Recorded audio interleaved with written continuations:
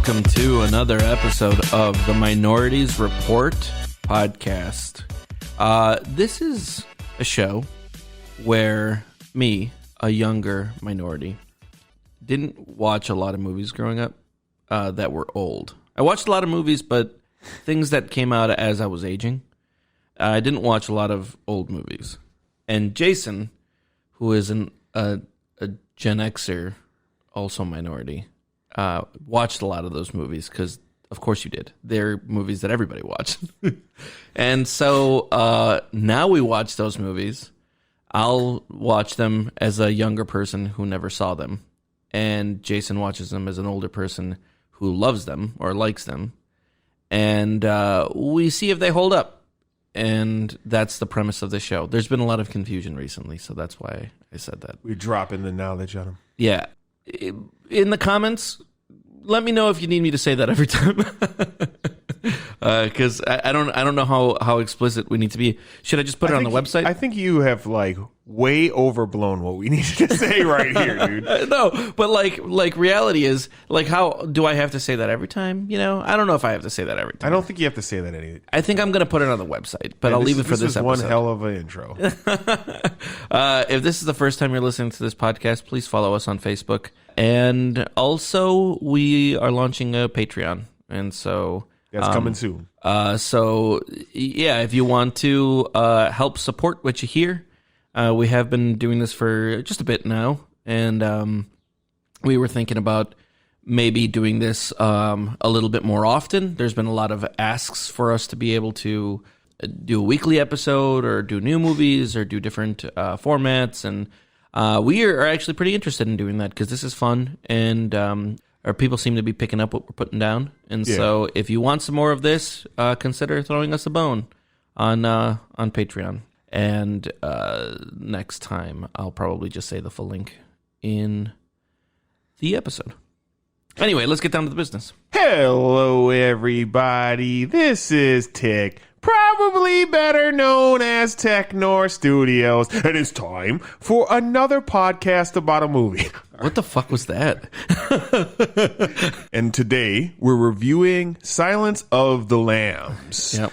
Although I did write down Silence of the Lames when I was typing this very fast in my notes. Oh, okay. Right under Silence of the Lambs, so that's pretty funny. That wasn't a pun? No, it was Okay. it was a straight up accident as I was going through. That's funny. So you, when we come to this film, Yeah. I'm sure you have at least heard of this film. So before watching this, I was very aware of the movie. Hannibal and all that stuff, it's right? Fucking Silence of the Lambs. Like, the thing is, I'm usually very aware of most of these movies. Last week's movie, Transformers 1985. 2 weeks ago? 2 weeks ago. That I had never even heard of. Sure. But mostly, I think every single other movie that we've reviewed, I've at least had a solid understanding about what I was going to get myself into. Yeah. And with this movie, that was no exception. Right. I knew the main characters. Yep. I knew that Clarice. Yeah, I knew that Jodie Foster was in it. I knew that Anthony Hopkins was in it. I knew that I knew the character of Hannibal Lecter and Clarice. I knew about the relationship they had together. I essentially knew the plot of the fucking movie. I just had never watched it. Sure. This is the kind of thing that's like in the cultural zeitgeist hard as hell. Of course. And so it was just a matter of there's a like, new okay. Clarice show that just came out too. Haven't there been a bunch of Well, shows so or there movies? was 3. It was like Red Dragon or some shit like that. Yeah, so there was Hannibal, there was Red Dragon. Then they came out with the Hannibal TV show with Mads Mikkelsen or whatever as Hannibal, I believe. I never watched a single episode of that. And then they just came out with CBS at All Access, I think, Clarice. Really? So, yeah. And she's just like the protagonist of it. Yeah. Interesting. That's what it seems like. Yeah, so I mean, obviously it's a property that's, well enough known that they think that they can make a fine amount of money on it. Sure. So yeah, I went into this with some understanding what I was watching. When this came out in 91, I remember being a little kid and we were with our babysitter and we went to go to the drive-in to see a double feature of Oscar and some other movie. I remember watching Oscar, and then we fell asleep because that's what kids did at the drive-in. Oscar was like this movie with Sylvester Stallone playing a gangster in the 1920s. I haven't even heard of it. It's a comedy. It's actually, I've rewatched it. It's a Stallone it. comedy? Yeah, it's very funny. Yeah. If you're into like mafia stuff and things like that, it's a lot of like silliness and shit like that, but like it's a comedy. So and there's all this like him trying to get they're trying to catch him up into something, and there's like tricks with bags and stuff like that where people keep grabbing the wrong bag, and it's like there's the money or whatever, and the FBI dumps it out. It's so like clothing and shit like that. Yeah, a lot of like Naked Gun type. No, not that far at all. Not Naked Gun at all. Because there's that movie Mafia with Liam Neeson, who's but it's much more like a 1990s comedy. So okay, that's weird. This movie was playing opposite screen, and that was the first encounter I've ever had with it. And I remember like looking and watching part of it, and I was like, what's going on with this? Because I was a little kid. Yeah. And in hindsight, it was like the first scene of Jodie Foster like interviewing Hannibal and whatnot. It was definitely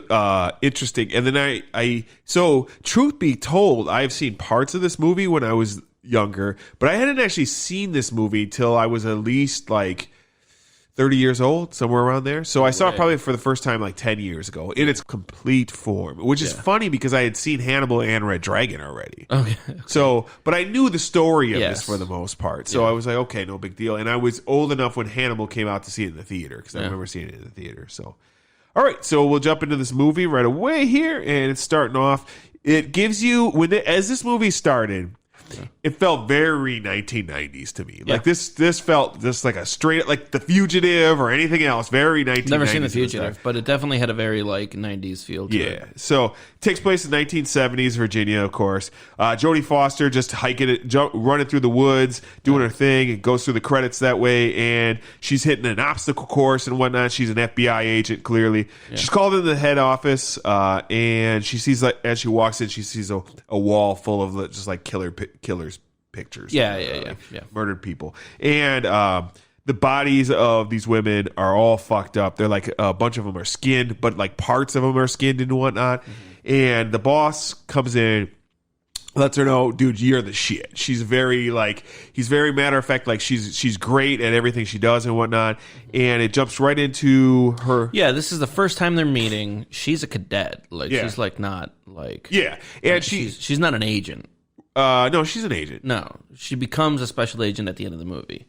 But up until now, she's a trainee. I mean, you're still an agent, regardless. She's like, never referred to as one. She makes a big deal at the end of the movie when she becomes an agent. Okay, I don't remember that. I'm just saying, she's like, she's a trainee. I mean, when you go to basic training, you're still a soldier, I guess. But she's like, or when you're like on the force as a rookie. What I'm saying is, I think a little bit of what they were doing here was that she had no business doing this on her own. Sure, because she wasn't an agent. You know, like she wasn't supposed to be doing stuff like this yet. Well, there's a lot behind this. He kind of liked her in a way, and like respected her enough, and thought that she could like get to to. That's why I don't think she's just a cadet, because there's no way they're going to send just a cadet by herself. That was the point. That she was like in above her pay grade. I think it's much more so they're trying to show that she's a woman.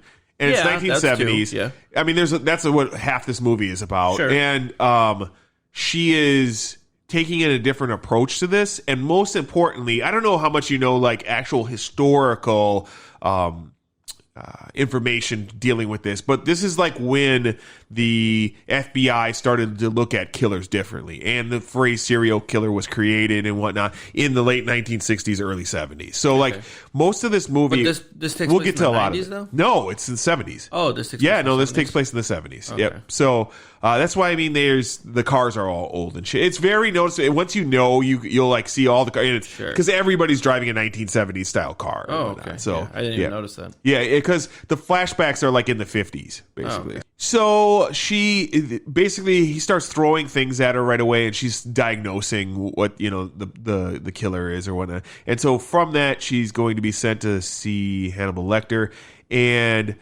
he makes it clear, like, dude, he's not talked to anybody. He's not going to talk to anybody, but we're going to send you still. He's a very smart guy. Basically, he's very different than most of the killers we deal with. And he talks people like in circles and whatnot. So So they send her anyways. She goes to the place and she meets with the warden right away. This dude is like, I always call him welfare Nick Nolte.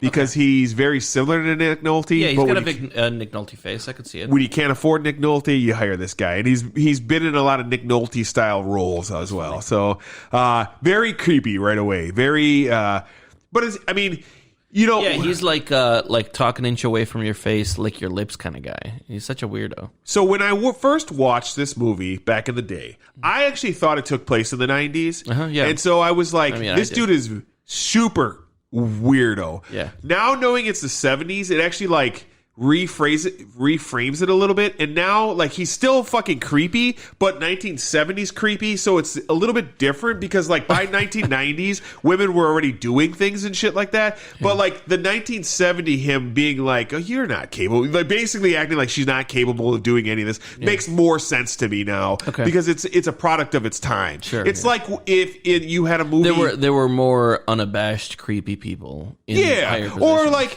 because you would look down on a woman. Just like if it was a movie in the 1920s, I wouldn't expect everyone to respect black people and think that they were highly intelligent and whatnot. Because like if there was like some racist dude, you wouldn't be like, that's out of place. That's totally normal. Right, exactly. So basically, right off the bat, he starts hitting on her and tries to insinuate that her boss, Crawford, only sent her because she's a woman, and that's how it's going to go. The rules, there's just tons of rules about seeing Lecter and everything else, and don't get too close to the glass. They really set it up like this dude is dangerous as fuck. Like he's bit people's faces off, all this crazy ass shit. Bit some lady's nose right off, or definitely. Something like that. Yeah. And it approaches it very much as like if you didn't see, we're spoiled by the fact that we've had so much Hannibal like throughout time. If you saw this for the first time and you had nothing else Hannibal, it would be really like kind of like setting. Yeah, if I would have seen this in 1991, I would have been like, what the fuck? Yeah, exactly. Right. About? And so we meet for Lecter for the first time, and on the surface, he's the exact opposite of what you would expect from this like psycho killer that's fucking biting off. He doesn't seem monstrous. Right. He seems just a little weird. Yes, and very kind of disarming, sort of.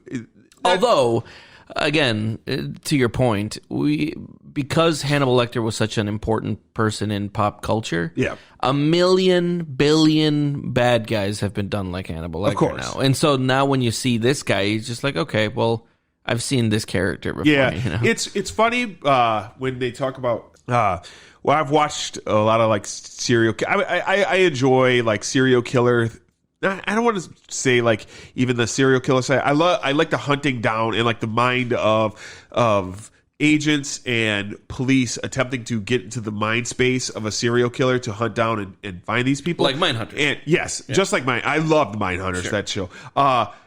And the funny thing about it though is this is so opposite of what a serial killer is in real life. Like for every one Hannibal Lecter-esque person, there's 100 regular serial killers. Like it is extremely rare to have a highly intelligent, cunning person like this become a killer. It especially a serial killer. Like they might like have a crime of passion where they go crazy and kill their wife or something like that. But 99 times out of 100, a serial killer is just somebody taking advantage of runaway teens or prostitutes or something of that nature. It's not this highly intelligent. That's basically what this movie created, that like archetype of this type of killer. So he's very concerned with what the cellmate he has next door, not really cellmate, they're next door to each other, was saying to her.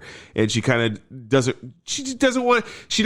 she knows, even though she's like playing this like southern kind of dumb person, she's a very smart person, and she's not trying to fall for what he's doing and whatnot. So so she's playing it very direct, right? Like he asks her a question, she gives him an answer, a clear answer. She's not hiding anything. She's just like, this is what happened. Yes, and she looked maybe not 100% comfortable, but she looked like she was down to ride. Like if she was there, she was there for a reason. I think so it's kind of this dueling thing. I love what this is because it's a dueling thing, because she's playing kind of down home dumb, and like I didn't get that from her. I didn't feel like she was feigning innocence. I felt like she was just in a new situation, a new environment for the first time, and she was maybe just a little innocent, but she was there. I think to rumble. She was there to I think the opposite is true. I think she's a smart person, and just like an African American in like the 1940s or something like that, they're too smart for their own good almost, and so you have to approach the situation differently, as if like you cannot like exude your intelligence to these people, because you're just going to get fucked in the long run for doing that. That's interesting. You know, when I was watching this, I didn't get that from her. Because I think what she tries to put down with that, and he sees through that. Lecter's smart enough to see through that. That's why he breaks her down and stuff like that, and is, you know, because he's trying to break her down just like she's trying to break him down, and he basically, she puts it out there that she needs help with this Buffalo Bill character and whatnot. And no, that's not happen. That didn't happen. Yeah, absolutely. She brings up, well, not she didn't get sent there with any idea for Buffalo Bill. I'm sorry, you're right. They discuss the past and with the things he's done and whatnot, and he breaks her down right away and brings up, you know, you're one generation from poor white trash and this and that, and things start to go crazy. He's going to leave, and as he's going to leave, the next door neighbor throws cum all over her, and that's a pretty fun scene. You know, it's so funny, these scenes. You know, these scenes of people breaking other people down. Yeah. They're in a lot of movies. Sure. You know, like, you've seen movies, right? Of course. People are just like, once in a while, I can read your whole life story just by looking at you, and they look at your watch, and they look at, you know, like the way you wear your shirt, and they're like, you know, you probably did this, and you grew up an orphan or whatever the fuck. And every single time I watch this movie, when I was young, when I was a kid, I was always impressed. I was always just like, oh, that's so crazy, people being able to tell so much about a person just by looking at them. And now that I'm older, I'm just like, that's a stupid trope. You can't tell things like that about people. There's a million billion reasons why a person is wearing what they're wearing or acting the way that they're acting. Everybody's such a myriad of confluences, and like the idea that like that you just look at somebody and go, yeah, like I know you've been there. I think it's. I guess I disagree. Yeah. I think that's the whole point of a psychiatrist. This whole point of a psychiatrist asks questions. They don't look at you and go, yeah, I know what you're about. Yeah, but so he is an older psychiatrist. I think that it's supposed to indicate that he's even smarter than of course, they always put these scenes in to show how like perceptive you're setting up this character, right? Sure. It's like the first scene, but it's just like that's like a superhero trait, is what I'm saying. It's no different than like watching Infinity War.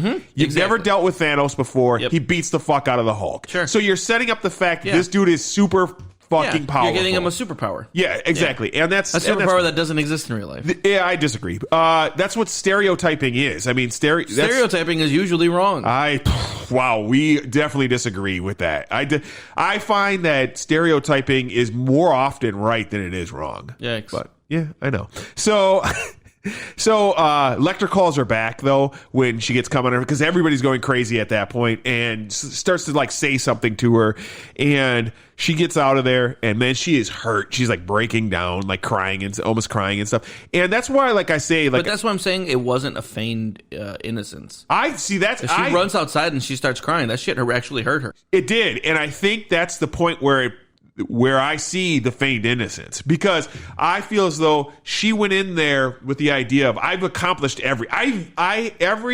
I have had these barriers in front of me. Did we watch the same fucking movie? That's what the rest of the movie is about. Yeah, but I feel like she was put in a situation that she even said herself she wasn't really necessarily qualified for. And then when she went in there, I feel like she was feigning bravery. She was feigning the exact opposite. She was feigning professionalism. She was sent there, and I feel as though she has gotten shit on because she's a woman in the 70s in the FBI. She has gotten shitty assignments that she's way overqualified for. And she went into this, as I read through these scenes and extrapolate it across the entire film, she is a person who went in there thinking, I have defeated everything else. This is just another one of these dumb things that I am going to overcome with no problem. You saw a lot more confidence in her than I saw. Because I don't look at just this scene. I look at the rest of the movie as well. Yeah, so, for sure. But either way, some training stuff comes up, and she gets a call from the boss. She's back to training again. She gets a call from a boss, and if the boss informs her that Lecter's cellmate is dead, and that Lecter basically teased him into killing himself, and, which is some far out shit, man. Yeah. That's like some crazy shit to me. I guess, although, if he was like somehow neurodivergent or whatever, enough to be able to do that. Yeah. And we find out right away that Lecter was talking in code to Clarice, and she figures it out. And she basically figures out that because he's like screaming at her, like, if you really want to know more about me, you got to find my old patient. No. He screams to her like the name of some person, some lady, yeah. But it's not really a person. It's actually reorganized, and it's a storage unit. But the way that he says it is like, you got to find my old patient, right? Of course, yeah. Like and then the guy, her boss, is just like, he burned all of his old patients' files. Like, we don't know anything like that. Yep. And then that's when she's like, well, maybe it's an anagram or something. Right. Yep. Yeah. And they figure it out. And because he figures it out. He hates Nick Nolte. Lecter hates Nick Nolte just as much, you know. So he's not going to give that dude anything, basically. So she heads over to the storage unit, and she starts to go through some shit, and inside she finds a bunch of freaky shit, including a head in a jar. Mm-hmm. And the head in the jar is a former patient of Lecter's. Mm-hmm. So we cut over to a woman coming home, and she sees a guy having a problem getting a couch into a van. Mm-hmm. And obviously she goes to help him. This is our main antagonist. No, I guess not the main antagonist. No. Kind of, right? Side. It's kind of a weird movie set up like that, because it's very interesting. He's the antagonist to the plot. Yes. Which is Buffalo Bill. Yes. And obviously kidnaps the woman. Yeah. And he asks some weird questions like, hey, what size are you? Or whatever. 14. Yeah. I love this actor so much. Yeah. He's in so many different things that I love. Shutter Island. I've only seen him in two things, and this was the second thing. What was it? He was also in American Gangster. Dude, there's no way you haven't seen Shutter Island. I've never seen Shutter Island. It's fucking got two of our boys in it, man. Yeah, Leonardo DiCaprio and Scorsese. Yeah. Sure. He plays the warden in that. The guy just, I don't know. I love this actor for whatever reason. And it's funny because in American Gangster, he's just like a cop. Yeah. And there's nothing, he's like a chief of police or whatever. Yeah. And there's nothing weird about him. Like, he's just like, do your job kind of guy. Yeah. And so I had no expectation that he was going to be like a, crazy that he could do like character acting. Like this, He in Shutter Island, he plays the warden, and he's pretty normal there too, except for like he's just, I don't know. Shutter Island takes place after World War II, and he's a veteran, and Leo DiCaprio's a veteran too, and he just kind of breaks down Leo. It's kind of a situation like this again, where he's just like, we're violent men and this and that, blah blah blah, so. Anyways, we go back over to some training again, and there was a new body found, and Clarice goes with her boss to find out what's going on. Clarice, we figure out on the drive too, she's very good at breaking down killers and like what makes them tick and whatnot. So, because he throws a few more things at her, and she's been able to overcome any kind of. Yeah, she's clearly pretty perceptive. Yep. They check out the body and give it the once over at the morgue, and they find out that there's a butterfly in the throat of this woman. Oh, a moth. But like, that's what I mean. Sorry. Yeah, but it's also super gross. This whole scene, the way that it's played. Yeah.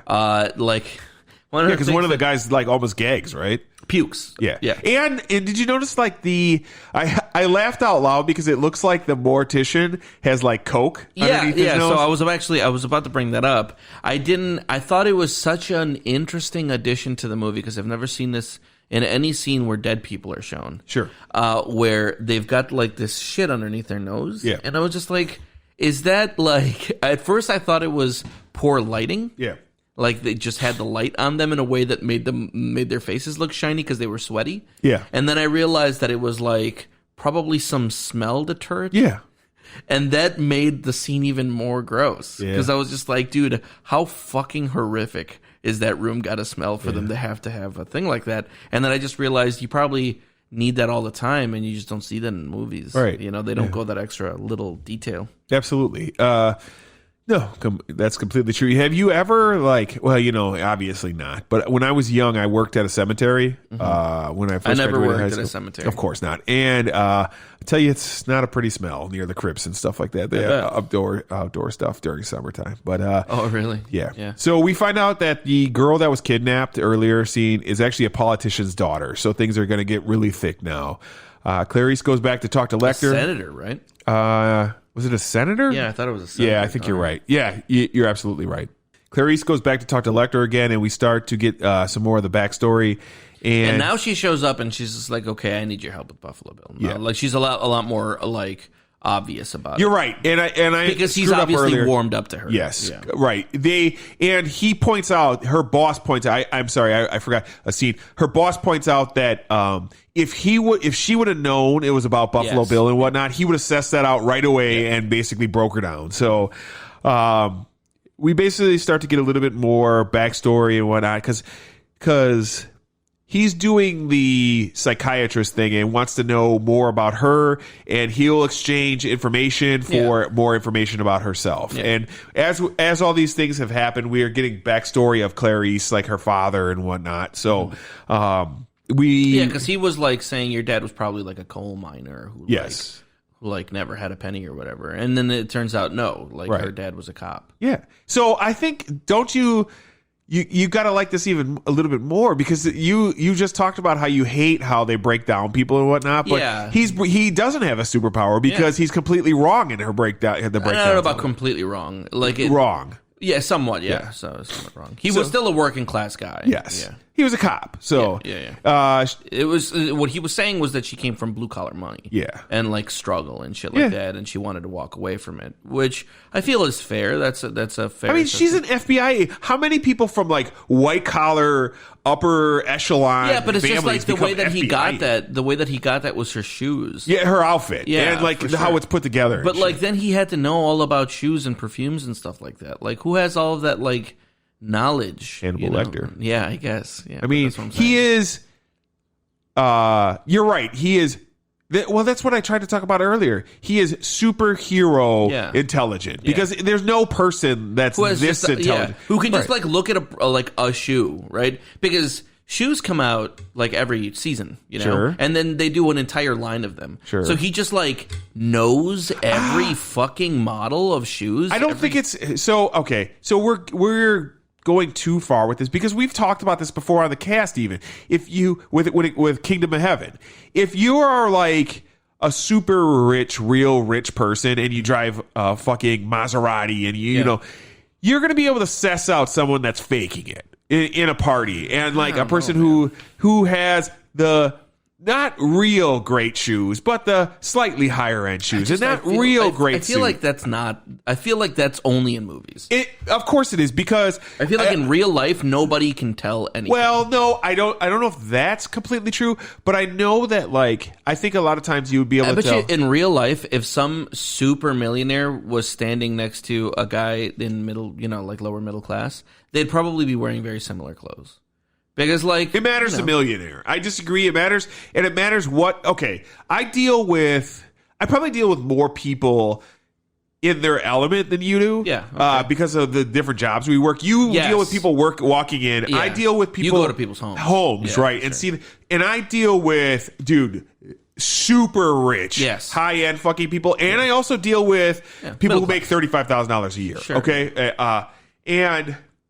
The spectrum is all over the place. Yeah. Okay. But they're all dressed the same. Come on. I disagree. So many super rich people, yes, they're like, I'm just going to wear whatever. Yeah. Like I used to work with, there was a guy who used to come into work all the time. And this dude was super, super rich. He owned a bunch of businesses and some of them got bought out by a company. Basically, he made a whole bunch of money. He was probably worth, he wasn't a billionaire by any means. But he was worth a lot of money. Like $50 million or something. Sure. Upwards of that. Okay. And that dude dressed like a fucking bum every day. Sure, yeah. Okay. However, the CEO of Northwestern Mutual, I also knew that guy. Yeah. And that guy dressed to the nines all the time. Like suits? Yes, like drove a real high-end car. Dude, he spent $30,000 redoing his driveway. Yeah, I get that. So I'm just saying I went into a store in Brookfield Square Mall in Waukesha or Brookfield. I mean, sorry. And it's a store where like the shirts cost like $500-$600. A sweater costs like $1,000. And like clearly, this is not where I buy clothes. Of course. My clothes don't. My shirts aren't $400 or $500 shirts. Mine are 20. But at most. Yeah, well, I mean, yeah. If even I like to buy shirts if they're like $17.99. But what I'm saying is, those clothes looked like normal clothes.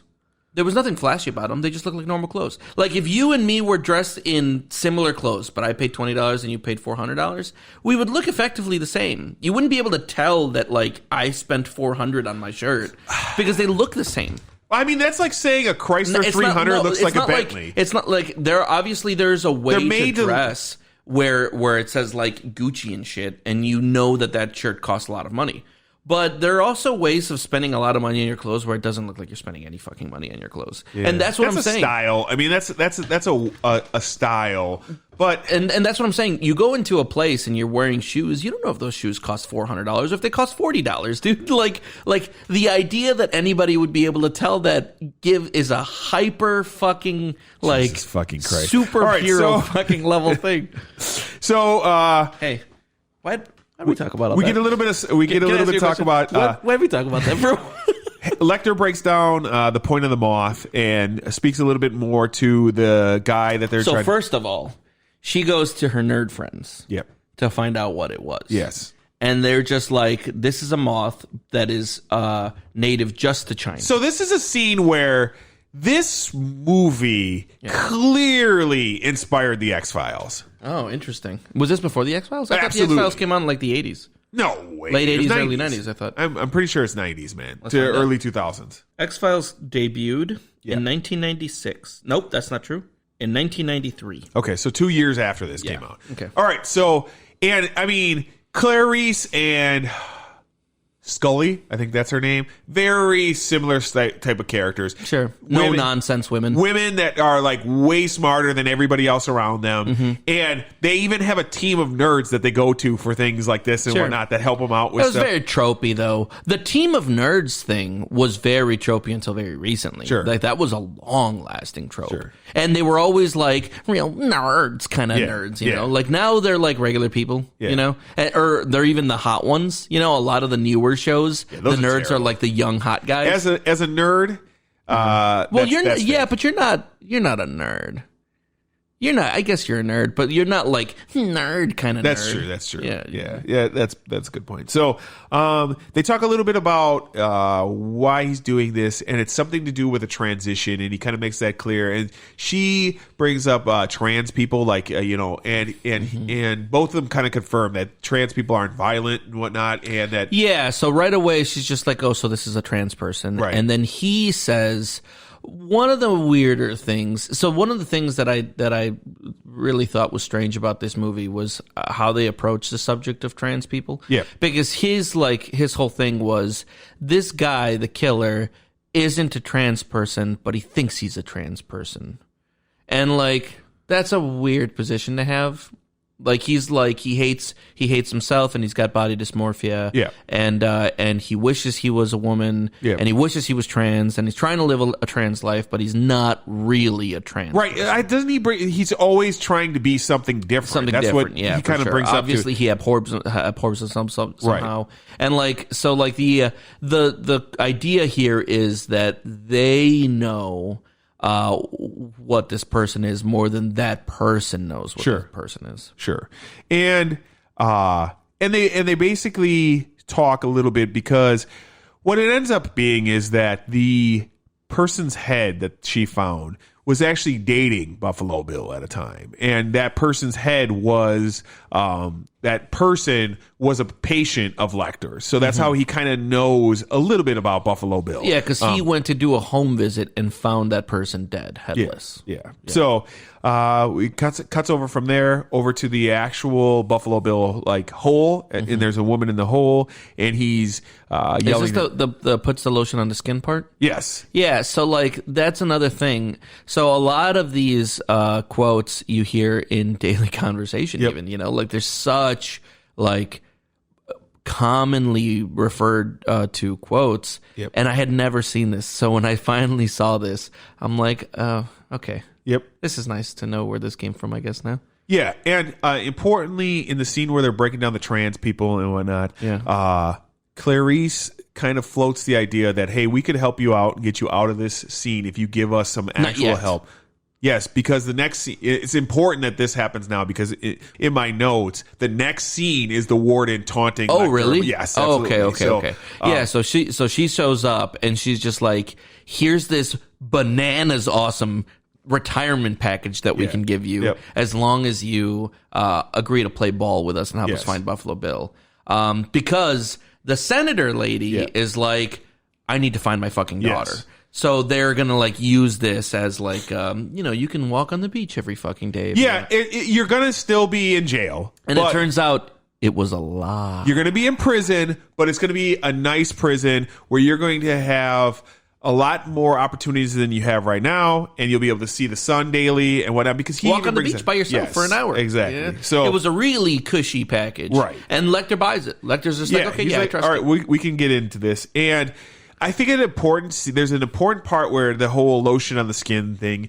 He over and over refers to this person as it. Okay, yeah. And I think that's important because like there's a big deal made of this person being this senator's daughter. And, like, he doesn't give a fuck about that at all. He literally... not only does he not give a fuck about her being a senator's daughter, he doesn't want to see her as a person. Right, yes. She is a means to him having more skin. Right. He only picked her because of the size she is. And she's... part of her is a perfect size for his match. Yeah. So... then we jump back over to the warden. Nick Nolte taunts Lecter and lets him know that there was no deal, and that was all made up by the FBI. That was a lie, actually. Because he was listening in. Yes. Like a skeevy asshole. Exactly. And he actually went over the FBI's head and went directly to the senator and made his own deal that they were going to set up, and that they're both going to benefit from this deal. Basically, he'll have a better position and some fame. Lecter will have a better place he's going to go to, so he'll be out of his hair. And and weirdly Lecter doesn't like cut Clarice off from being in his good graces for this. Sure. Like you would have thought that if she straight up lied to him and like she got away with it, he would have been like, well, fuck you then. But no, like he still is like, ooh, you got one over on me. Yeah, shit, I think he respects that a little bit. Yeah, he almost like respects and that. Weirdly, Hannibal Lecter throughout this entire movie was quite a good sport. Yeah. And we quickly find out, and it's when I first watched the scene, I was presented as like maybe the warden is going to try to fuck over Lecter, but clearly not. Like he's clearly set up a deal with and he just kind of wants the fame from it and whatnot. And so, because that's what he wants out of this, prisoner. Out of this prisoner, he wants, to monetize it somehow. Yes. He's very protective over his financial assets. Right, of course, yes. And we get a jump where we land in Memphis at this point in time, and they take Lecter and give him over to the authorities. Very this is in pulp culture everywhere with the mask on and everything else. Yeah. That's very... for some reason, because of how often I saw this mask, I really thought that he was going to be wearing this mask more than he actually did. No. But this mask was what was on for all of 10 minutes of this fucking movie. Right. And the politician's in the house, and she goes up to Lecter, and she's very, like, patronizing, kind of like, you're going to help us, and then we'll, do this. And he just, like, starts shitting on her. Like, starts taunting her. On everybody. Right, exactly. Because that's who he is. Super vulgar and shit. And everyone's just like, Jesus Christ. And but then he gives them quote, gives them what they're looking for. He gives them a name, he gives them a description. Exactly. The description was correct, the name was wrong. Right, yes. And Lecter is put into a new type of cage, and Clarice goes back to talk to him. I didn't get this cage. It's very...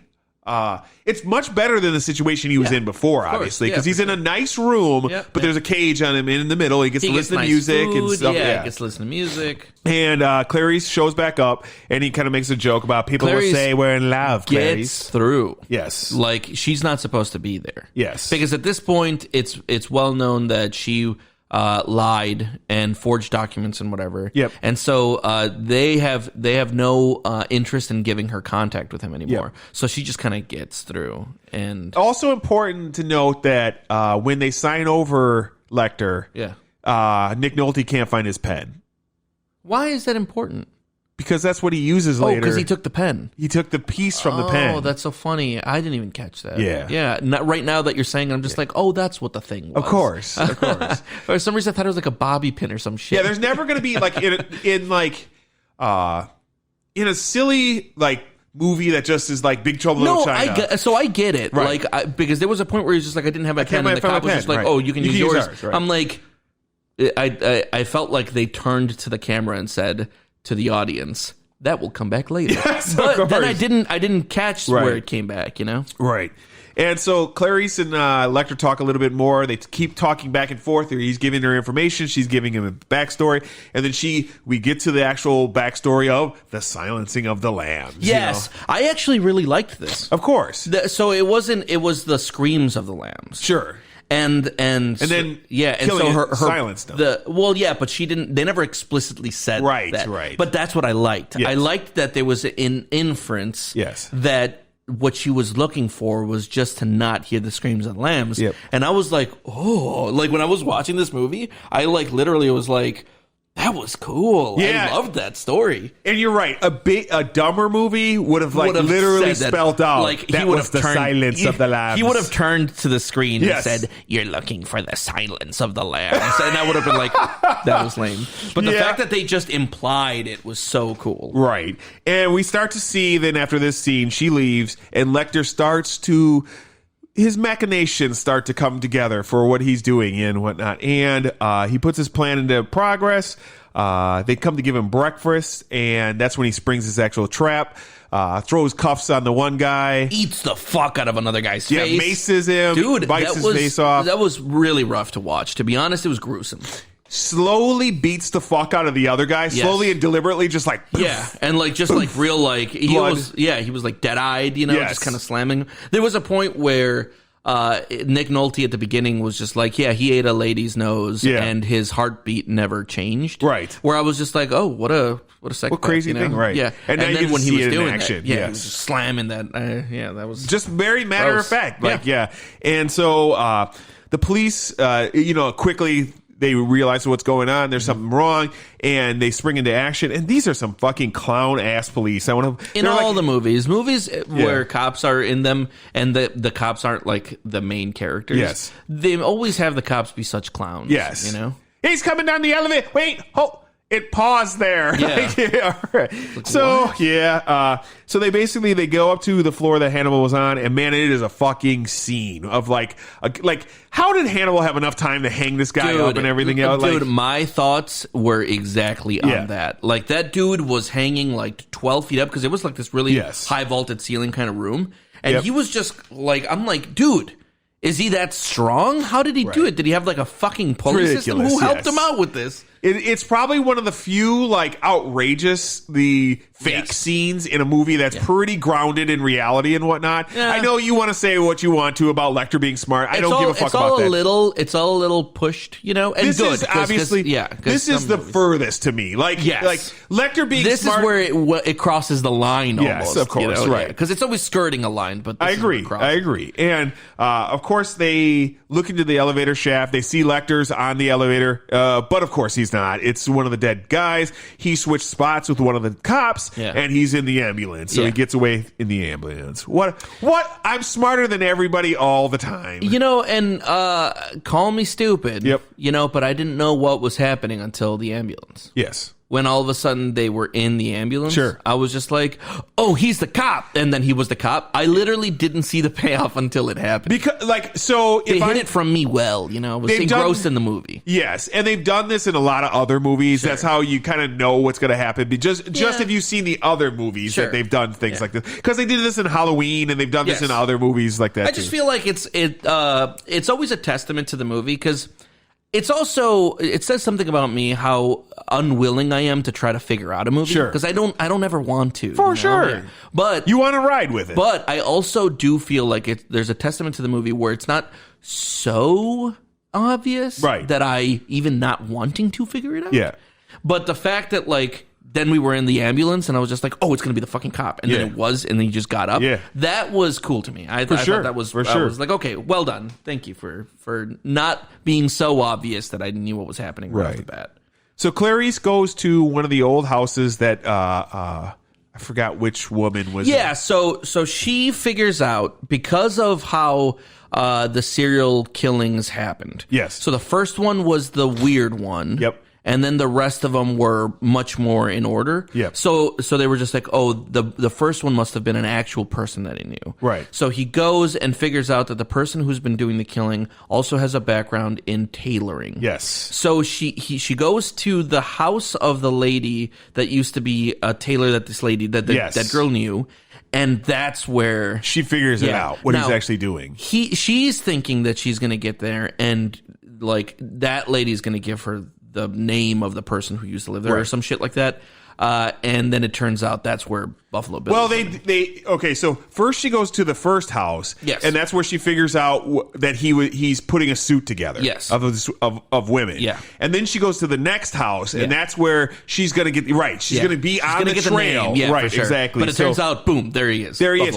And what's this is very well done in my opinion. It really was, because they're going to the house where it's supposed to be, where Lecter has led them to the correct house and whatnot, and so they show up at that house as she's showing up to do more research. They knock on the door and they play it like, because he's down there fucking with her, because the woman in the basement steals the dog, right, and the buzzer starts to go off, and he runs up to the buzzer. At the same time, the cops are actually ringing the buzzer on. So it's very played like you don't know what's going on. And of course, and it's switches. A little bit more obvious. Yeah. But again, it got me. Yes. Because when she opened the door and it was Buffalo Bill, I'm like, oh, shit. Yes. And there's a little bit that we skipped over, but that's fine. It's not a big deal. What part?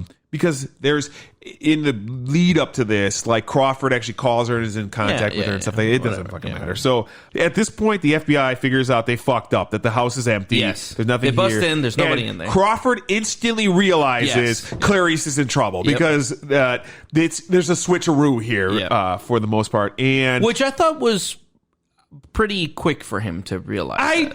I would agree with you, but like he's a smart guy too, clearly. So like that's what I chalked it up to too when I was watching it. I'm just like, well, he's not a stupid guy, right? Because he's been, and she's been telling him what she's doing too. So it's not. I love this movie for this part of the movie. Okay, I'm not going to reveal my hand too much, but I like this movie. But I love this movie because unlike something like a Game of Thrones or some shit like that, everybody is in contact and they're explaining things that they're doing to each other. I fucking hate when movies don't do that. I have clear information that would help you, and in real life, they're all on the same team. I would be sharing this with you.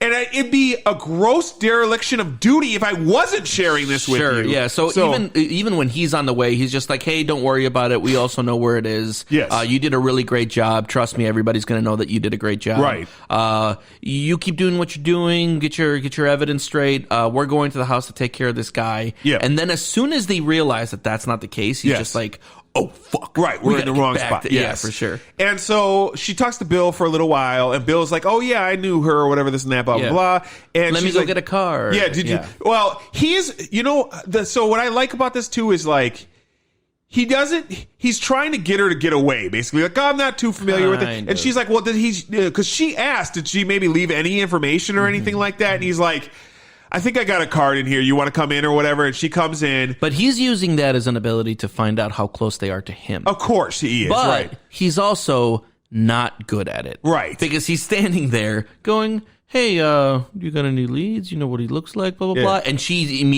just like, this is my dude. No, because she doesn't figure that out until she comes inside. Well, yeah, but that's what I'm saying. That's when he starts asking those questions. Right. Because they're inside. He's like rummaging through his business cards. And she's looking around. Yeah. And the camera obviously pans. Yeah. There's yarn over here. Yes. There's, other tailoring products over here. Yeah. And they're still kind of going back and forth. Yeah. And he finds the card and he's like trying to hand her the card. Yep. And then she looks over and she sees the moths. Yeah. And that's when she realizes. And so she goes for her gun and he kind of like runs. dips down he and books the fuck out exactly of it. And grabs his gun and takes off. Yeah. And so She goes down to the basement, and dude, here's the next unrealistic thing about this movie.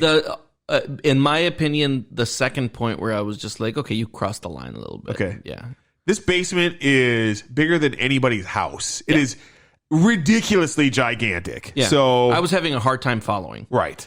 It's like the Underground Railroad went through this place, and slaves were taken through this area to be, put. Dude, did he dig that hole? Because that hole is deep. Yes. That's like a well. Yes.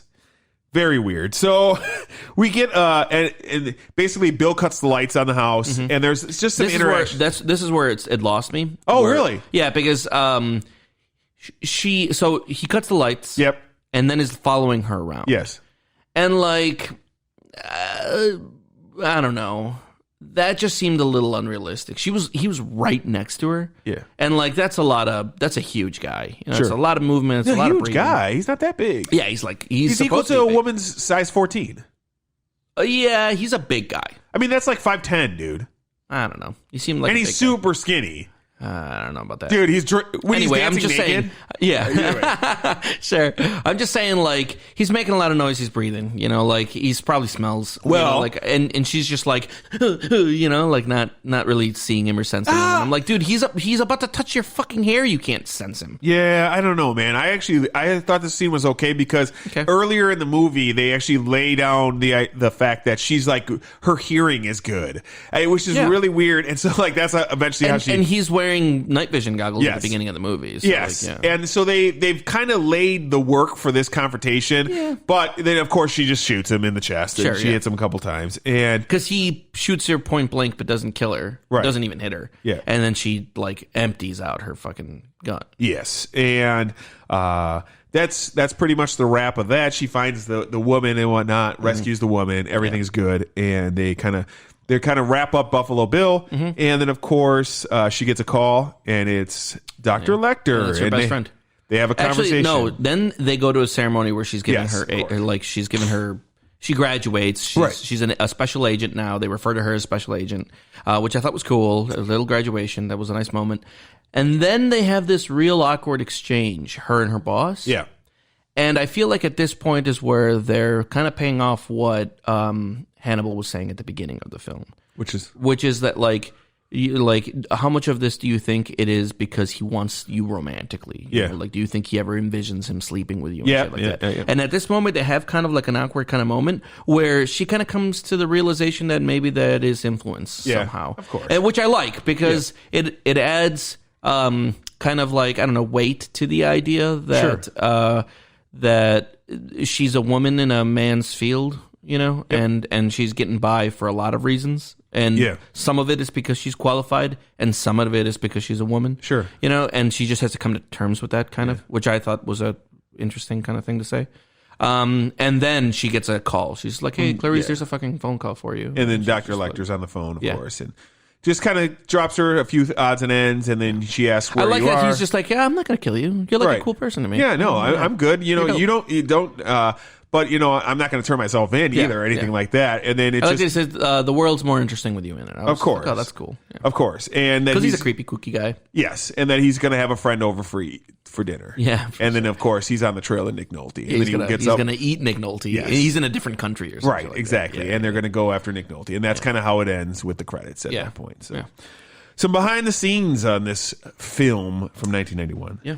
It's funny that I brought up Gene Hackman earlier. Oh, yeah. Gene Hackman was the original person that they were going to first cast for Hannibal Lecter. Gene Hackman? Yeah. Oh, interesting. I actually could see that. It's not like... It definitely wouldn't be what Hannibal has become because of... Anthony Hopkins. They got a very similar looking dude. Sure. But they got a much better actor with Hannibal Lecter. Or with, you don't Anthony like Gene Hopkins. Hackman? I like Gene Hackman. I think, especially in the 90s, I thought he was fine. Sure, he was fine. But I've always thought that Anthony Hopkins was like top tier actor. Well, yeah. I mean, he's just so believable in every role that he plays. Like, I'm always just like down. Now, I've seen him enough now to know that he has like a mode. Yeah. Which is like... the guy you take seriously. Yeah. But he really plays the shit out of those roles, you know? Like, I've loved him in everything. I think as he's gotten older, too, he's gotten more, like, caricature of himself, you know? But, if I look at the 90s, like, I think about myself, like, I think in 1992, The Quick and the Dead came out, and that was with Gene Hackman, and I loved Gene Hackman in that movie, actually. Have you've seen that movie? No, but I know that Gene Hackman, I've seen a lot of movies with Gene Hackman. Sure, like Unforgiven was around this time, too. And he's a good actor. Yeah. Like, he's like... A lot of Western roles. Solid performances. It's just, I don't know, for some reason, Anthony Hopkins, maybe it's... he's got a better marketing team, maybe, but for some reason, I always see him as just like this, like... Next level. Who is going to give you a fucking performance. He's definitely... I'm not trying to say Gene Hackman's a better actor. What I think I'm trying to say is that, to me, it's like some of the Marvel roles that I've heard other people were pitched for and stuff like that, where I could see it still like working, just not to this level. Like, I don't think Silence of the Lamb would be what it became with Gene Hackman. It would have been just like I feel like Iron Man, if that was Tom Cruise, which was originally supposed to be the one. I still think Iron Man could have worked. I just don't. It just wouldn't be Iron Man like Robert Downey Jr. Iron Man. Yeah. I don't know, man. Like, I know, like, a lot of people. I think about some of the things. Tom Cruise gives you a stellar performance every time. Yeah. I don't like him much, but I can't think of a single movie where I wasn't just like, Tom Cruise really gave it his all. I felt he's that really way always trying, but he's also not super charismatic. I don't know about that. He doesn't have Robert Downey Jr.'s charisma. I think Robert Downey Jr. turned it up to be sure, because he definitely wasn't that before he was Tony Stark. But he became Tony Stark. But I can't think of a movie with Tom Cruise that has that kind of charisma. Dude, what movie? Tropic Thunder. Yeah. Yeah, you're right. In Tropic Thunder, he was pretty fucking good. And Edge of Tomorrow. Edge of Tomorrow is the one that I was thinking of. He's a good action performer in that movie, but I wouldn't say he has Tropic Thunder charisma. Right. You're right. You're right. Tropic Thunder, though. He knocked it the fuck out of the park. Yeah, he was like a different fucking human being for Tom that movie. Cruise was going down a certain track that I agree with you completely. Like, I was like, Tom Cruise. And that period of his movies, because then he did like a sci-fi movie that I liked right after that as well. I can't remember the name of that, where he's on this planet and Jamie Lannister's in the movie too. And then he is part of the company, and then eventually he turns to What is it, the clone ones? With Morgan Freeman? Where he's flying around in the drones? Yeah, I think that might have been it. I can't remember what the fuck it was called. Either way, like, that block redeemed Tom Cruise for me, and I started to enjoy him more because Tropic Thunder was in that same time period. Tropic Thunder, though, that was one of those like real special movies. Sure, like there was something about that movie that just like, Nick Nolte's in that one. Yeah, but there's just something very special about that movie. I don't know if it was just like it was a great or movie, when it came out, but it was just like they got the perfect fucking crew. The cast was perfect. Yes, it was perfect. It's like the last Ben Stiller thing that was great. That was good, yeah, for sure. And like, it just like I always think about like Tom Cruise was great in that movie, and then like the credits, and that's like next level how great it was. Yeah. Just because you're like, okay, this dude is really like, I'm cool with it. Dude, you could barely tell that it was him. Right. He super changed himself. Yeah, no doubt. So, Buffalo Bill, it was a combination basically of Ed Gein, who I'm sure you're familiar with. Sure, and a lot of Wisconsin guys. Yes, and Gary Hennick, which was a murderer who kept people in their basement, in a hole in their basement, straight up the same thing. And, of course, Ted Bundy. Sure. And the Ted Bundy was literally the scene with the van actually happened in real life, where he had like a Volkswagen, faked a broken arm, and he was having problems with like his surfboard or whatever, and some woman came over and he killed that woman, of course. So, yeah, and who was the one that skinned people? Ed Gein. Ed Gein? Yeah. Although Ed Gein only killed one person. Ed Gein skinned dead people. So he was like a grave robber who skinned dead people. I got you, okay. So, I mean, but there was a lot of like eating, people kind of... Yeah. Oh, Jeffrey Dahmer, obviously. Yeah, for sure. Plenty of movie reviewers, I find, rate Hannibal Lecter as the greatest villain of all time. Okay. I don't know if I see that. Like, he's definitely up there. He's one of the most interesting villains of all time, I think. But it is what it is. It's a good performance. Yeah. I wouldn't really put it past that. Sure. Maybe for 1991. Sure. In 1991, maybe he was the greatest villain of all time. But like now, there's so many like him. And I guess you could say he's like the original. But I find much more interesting villains these days. I think. I don't know if I think he's up there for me still too. But I just don't find him as top like 5. issue with it is he's not a typical villain in this movie either. Like, he's like a side villain that's like, you know, almost helpful throughout he's for the movie sure a shit. bad guy. Yes, he's of not course. he's not the antagonist. Right. Yes. He antagonizes Yes. people, but he's not the antagonist. Speaking earlier about Gene Hackman, the original role for Clarice was supposed to be Michelle Pfeiffer. Okay. And I could easily What a see different that. movie this would have been. I don't know. Maybe. I like me some Jodie Foster. I like both. Yeah, I like okay. both a lot, especially I in the don't have a 90s. lot of Michelle Pfeiffer Sure. love, you know? I can't even think of much that she's been in. Yeah. Like, obviously, you know, honestly, for me, the only thing that, like, I think of when I think of Michelle Pfeiffer is Scarface. Batman? I guess she was in Batman, but I've never seen Batman. She's been in a lot of other movies, too, I've seen more recently. What Lies Beneath, some other odds and ends. A lot of... Ant-Man. Ant-Man and the Wasp. Yeah. I thought she was great in that, too. So I thought she was not great in that. Okay. So Hopkins won Best Actor for this movie, of course. Good for him. Crazy, though, it's tied for the shortest movie appearance for Best Actor. Best Actor. 25 minutes he's only in this film, which is kind of crazy, But that's about as much as you want. it's, you know, it's one of those things where, like, you don't think about it while you're watching it, but it's like Dark Knight, right? Where, like, Heath Ledger's in the movie for, like, 29 minutes or something like that. No but way. It's a feels 3-hour movie. Yeah, it's not that long, but yeah, it's like 2 hours, 25 minutes or something like that. And he's barely in the film, but because he's in it for short bursts here and there. And they're such charismatic characters. Right. They chew up the fucking screen For sure. so and well. Importantly, whereas, like, I believe Heath won Best Supporting Actor, this was Best Actor, though, so which was kind of impressive. Who was he tied with? Do you know off the top of your head? No, some dude from, like, the 60s or some shit like that. Yeah. So it was a long time ago. Budget for this movie, $19 million. Okay. Take home, $272 million. Wow, what a fucking hit. 130 in the U.S. alone. So Dude, it made like almost 10 times in just the U.S. Run, yeah, dude. especially for a rated R movie. 19 million for sure. That's crazy. Yep. 5 Academy Awards for this film. Best Picture, of course. Wow, it won Best Picture. Yeah, absolutely. I remember when it won too. I was like, yeah, no, that makes sense. Sure. Best Director, Best Actor, Actress, and Screenplay. Oh, Jodie Foster won this one too. Yep. So really swept all like the high end stuff that year. It was like the movie of the year. So that's good. Good for them. So they deserved it. Would you recommend The Silence of the Lambs? You know, weirdly, yeah. I don't know if it has. I think it has something a little troubling to say about the trans community. I think it's got a very antiquated way of viewing who gets to be trans. You know, like it's a very weird position that they took on that, and so I think that's problematic in a way. And so when you watch this movie, you know, obviously, I think pay attention to that and try to give it a neutral light to what the author might have been trying to say about trans people.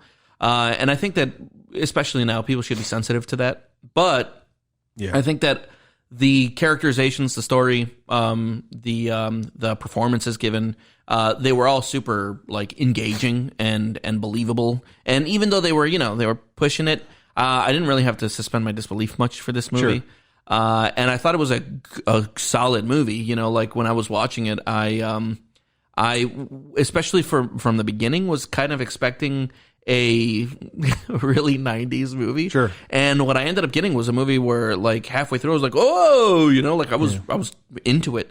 And so yeah, it was a better movie that I've watched. And so I definitely recommend it. Yeah, I think it's good. What do you think? Does it hold up? Yeah, absolutely. Without a doubt. This is probably, in my opinion, the best crime serial killer movie to date. Wow. It laid the groundwork for so many other films to come. And it's just, I love like these types of things. So this type of movie is just outstanding to me. Is Anthony Hopkins a little superhero-ish? Of course, but he's the villain of the movie. Yeah. Is, the trans thing. So I do want to touch on that a little bit. I agree with you partially. Like, I think just having a scene that says trans people aren't violent isn't enough. No. It should be more blatant that this is not normal for trans people. I think it gives into the idea that like some people are pretending to be trans just so that they can invade your personal space. Sure. And I don't think that that's good. Sure. I don't think it's good to characterize people like that. I think it's important to note too that Bill isn't a trans person. That's one thing. He's not attempting to be transition to a woman. He's living this weird fantasy thing, and counterculture mixed with these other things because he has like Nazi paraphernalia behind him in certain scenes. Yeah, he's also a Nazi. So, right. So it's this crazy like amalgam, they're saying this guy's a bad guy. Right, exactly. But like the thing that like kind of stuck out to me is the idea that your bad guy was a thing that people distrust in the trans community right now. Right, yeah. And I think that that's unhelpful. I agree, and they could have dealt with that a little bit better, in my opinion. But I think that's the only thing I have a problem with this movie. Yeah. There's just so much to enjoy here. Mm-hmm. I think Anthony Hopkins is great. I think Jodie Foster is great. Yeah. I think the male patriarch sort of thing going on and her breaking through that is great. I thought this movie was outstanding in all ways, and if you somehow haven't seen this movie,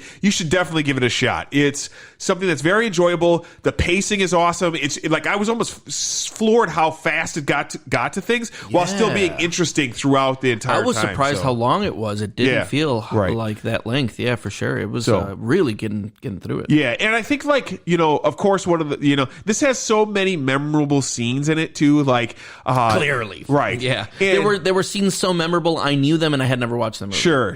Like the we didn't really talk about it, of course, but the Goodbye Horses scene, the Goodbye Horses scene, is so great, man. It's good. It's a great scene, and I love one of the things I love about that scene is the way it's presented, and just Bill, like, he's just naked and in his full growth of like just like, here I am. And so, what I would think it would be a good idea for you to do next week is get yourself down to just some nice shorts and leave everything else off, because next week we're going live with Conan the Barbarian. If you're gonna watch Conan the Barbarian with us next week, have a Goodbye Horses scene for yourself, and we'll see you live. I'm kidding. We're not doing that live. You know what you look like to me with your grip bag and your cheap shoes? You look like a rube, a wild scrub hustling rube. Good nutrition has put in some strength on that bone, but you're not more than one generation from po white trash, aren't you, Asian starling? And that accent you've tried desperately to shed? Pure West Virginia.